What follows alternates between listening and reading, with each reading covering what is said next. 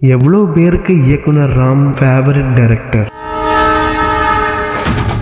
ராம் இயக்கத்துல வெளிவந்திருக்க ஒவ்வொரு படமுமே முத்துக்கள் தான் சொல்லணும். சமூக பார்வையிலே படம் எடுத்துட்டு இருக்க ராம் சார் இந்த படத்துல குழந்தை வளர்ப்பை விட குழந்தைய வளர்க்கிற பெற்றோர்கள் எப்படி வளரணும், எப்படி வாழணும் அப்படிங்கிற கருத்தை பாடமா எடுக்காம அழகான காட்சிகள் வடிவத்துல நல்ல ஒரு ஃபீல் குட் படமா தான் பறந்து போ படத்தை இயக்கியிருக்காரு. மிர்ச்சி சிவா, மித்துல் ரியான், கிரேஸ் ஆண்டனி, அஞ்சலி நடிச்சு வெளிவந்திருக்க பறந்து போ படம் எப்படி இருக்குன்னு பார்க்கலாம்.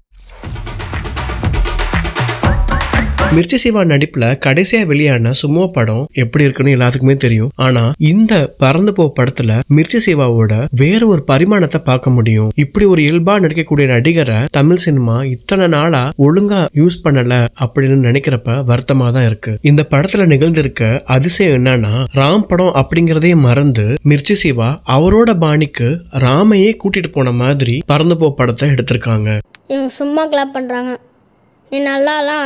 சிவா அவரோட மனைவி கிரேஸ் ஆண்டனி ரெண்டு பேரும் வேலைக்கு போறனால அவங்களோட பையனை வெளியில அனுப்பாம எப்பவுமே வீட்டிலேயே வச்சிருக்காங்க. ஆன்லைன் கிளாஸ், மத்தவங்களோட பழகுறதுக்கு எந்த வாய்ப்பும் இல்லாம வளர்ற பையன். கடன் தொல்லைக்கு பயந்து அப்பா தன்னோட பையனை கூட்டிட்டு போற ரோட் ட்ரிப் தான் இந்த படத்தோட திரைக்கதை. அப்ப ரெண்டு பேத்துக்கும் உள்ள நடக்கக்கூடிய மாற்றங்கள் தான் இந்த படம். பையன் கேட்கிற கேள்விகளையும் அவன் செய்யற செயல்களையும் மிர்ச்சி சிவா எப்படி சமாளிக்கிறாரு. புடவை எக்ஸ்போக்கு போயிருக்கிற மனைவி கிரேஸ் சந்திக்கிற விஷயம், சின்ன வயசு கிறிஸ் அஞ்சலி மிர்ச்சி சிவா சந்திக்கக்கூடிய இடம், அஞ்சலியோட கணவர் சொல்ற விஷயம் அப்படின்னு படத்தோட ஒவ்வொரு காட்சிகளும் சுவாரஸ்யமா இருக்கு. அஞ்சலி அஜு வர்கீஸ் வர கொஞ்ச சீன்லயே ஆண் பெண் சமத்துவத்தை பத்தி இன்டைரக்டா நமக்கு நிறைய விஷயத்த சொல்றாங்க. குறிப்பா கிரேஸ் ஆண்டனியும் அந்த குட்டி பையனோட நடிப்பும் அவ்வளவு அபாரமா இருக்கு. சிவாவுக்கு 10 பொருத்தமும் பக்காவா பொருந்தின கேரக்டரா தான் இந்த படம் அமைஞ்சிருக்கு. குழந்தை வளர்ப்பு எவ்வளவு முக்கியம், ஒரு பெற்றோர்களா நம்ம எவ்வளவு தூரம் வளர்ந்திருக்கோம் அப்படிங்கறத அழகா புரிய வைக்கிற படமா தான் பறந்து போ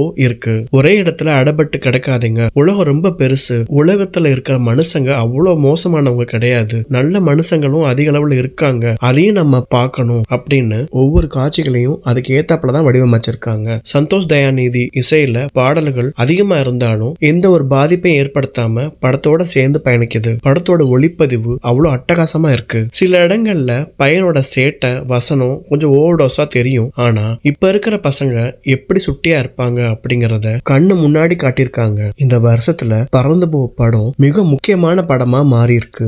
எல்லாரும் கண்டிப்பா தியேட்டர்ல பார்த்து கொண்டாட போற அட்டகாசமான ஃபீல் குட் படம் தான் பறந்து போ. மீண்டும் ஒரு நல்ல விமர்சனத்தில் சந்திக்கிறேன். நன்றி.